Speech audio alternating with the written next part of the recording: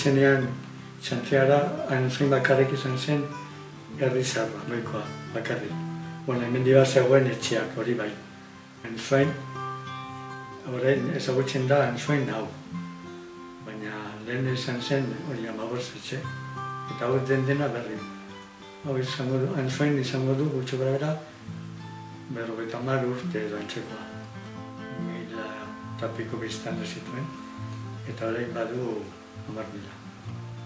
Lehen Ansoin izan zen, udala bai, baina udala izan zen 11 herri.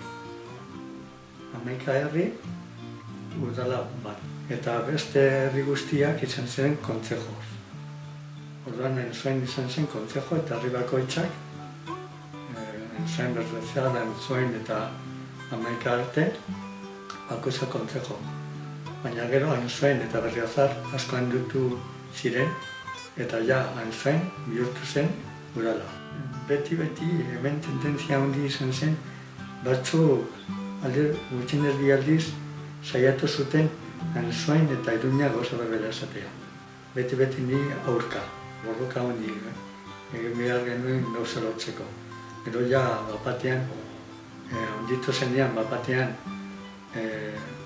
berpiztu edo, esaten da, 5.000-tik 10.000 bapatean izan zen. Orduan ja gauza horiek egin zuten, Eliza Berria, Piztina, hori ja errezagoa izan zen. Hori ja ez genuen borroka egin behar hori egiteko.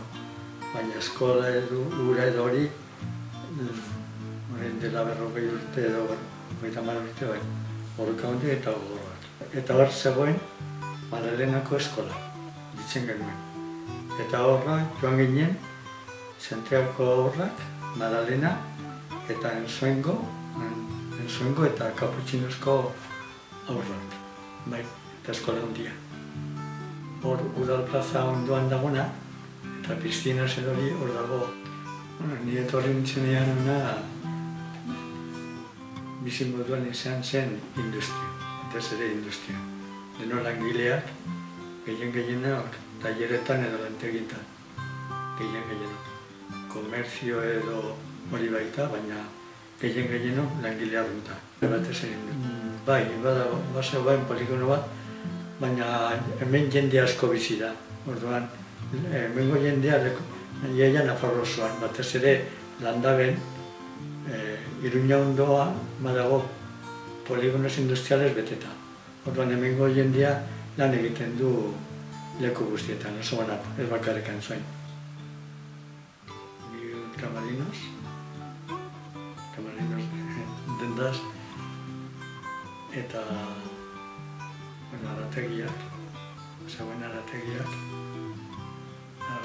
baita, denetatik, ni etorri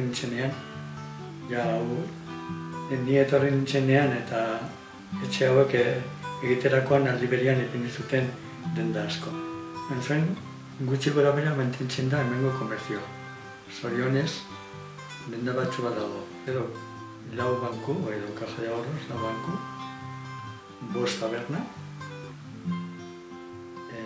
eroski supermerkatu, ez oso handia, baina badago handia. Eta gero denda txikia badago errentegiak, gehienak garritzen dute, Irailan, San Jorge eta San Damian.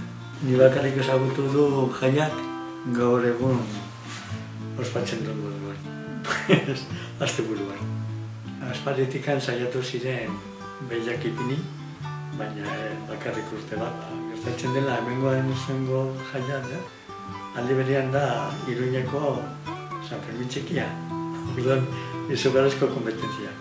Hemen txorno batzuk ipintzen dira, musika, eta batez ere jaia aurrarentzako.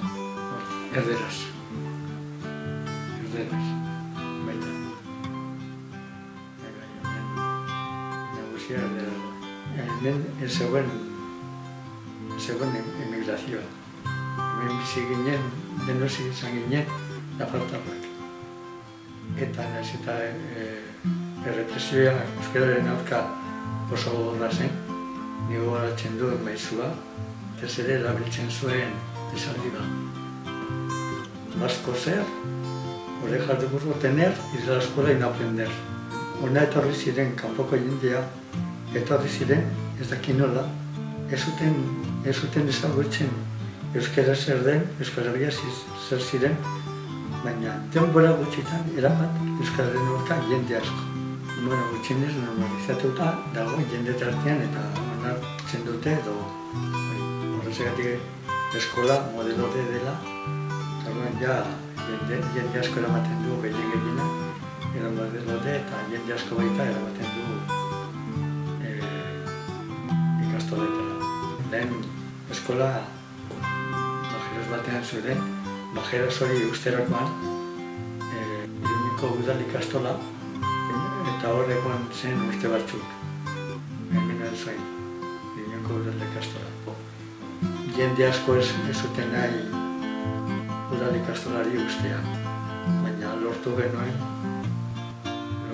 hori ustea. Hori nirentzat oso importante zen, hori euskararen alde zerbait egitea, ez da bat ere. Hori esatzen dute arrazoia izango dela, bagen nuen hemen arazo aniz gu konpontzeko, eta ez beste horrekin beste horreka bilatzeko. Hor dago, ditzen dela Fuerte San Cristobal hori ezaguna zen, ieslari hori gerra munduan islari edo fuga handi bat gertatu zela eta gero harrabatu zuten guztia fusilatu hori oso ezaguna da. Esaten dute Europako iesa handiena izan zela eta oso gogorra izan zen. Ies egin zutenak, gero gozez edo hori oso harrapatu zuten gehienak eta hortxe bertan gehienak akatu. Ezer ez. Hemengo jendea langile arruntak gara eta hori, baina bereziak. Baina herria badu bizia, ez da gauza oso berezia ez du, baina bai, bizia, enfain ez bizia.